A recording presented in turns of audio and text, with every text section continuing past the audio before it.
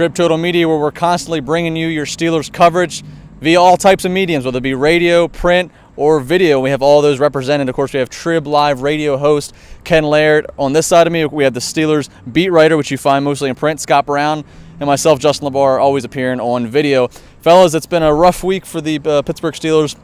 Lost the season openers, everybody's aware by now, in Baltimore to the Ravens, a game that the Steelers have made clear they are just putting behind them as one game, start of the season, and they come to Heinz Field in front of the home crowd against the Seattle Seahawks, a game which, in my personal opinion, couldn't be in a better time for the Steelers. Scott, if you're invested, if you're a fan of the Steelers, if you're a coach, whatever it may be, what do you need to see this Sunday?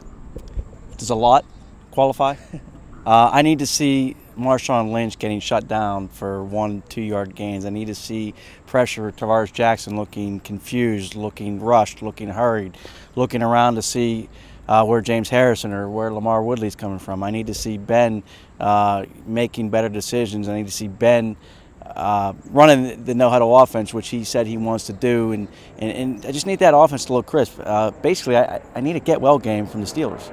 Ken Laird, is it a get-well game? Well, I think it should be. Seattle comes in and they've got a lot of question marks. Sidney Rice is a big-time receiver for them, but he didn't play in Week 1. The last time he played against the Steelers, he had 10 catches.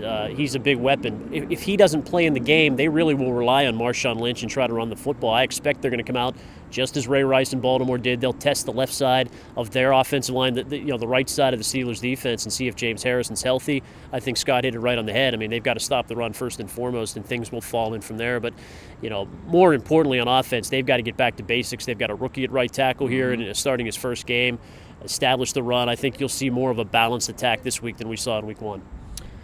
Ken made mention of it. Marcus Gilbert going to be replacing Willie Colon on the offensive line. Everybody that we talked to in the offense of the Steelers, obviously supportive of Marcus and this opportunity he's getting, but they said he better be ready to play. We're not slowing down for him. Scotty, you've been watching him all. You've seen him through offseason, seen him through training camp. What's your prediction on how Gilbert's going to perform in this pressure situation? Well, as much as we have been watching him during training camp, during practice, I don't know that what we've seen can really tell if he's ready for this. I will say this. The Steelers gave him a huge vote of confidence by really not going after a Flozell Adams, a Max Starks. In fact, they already had their plan in place when they were contacted about Adams, saying, hey, if you're interested in him coming back. So that shows you how much confidence they have in a guy like Marcus Gilbert. So to me, that's got to be a huge boost for him, and leads me to believe that he can hold up over there. I had my doubts, when they first were going to go in this direction, figuring it was about money. I'm told it wasn't.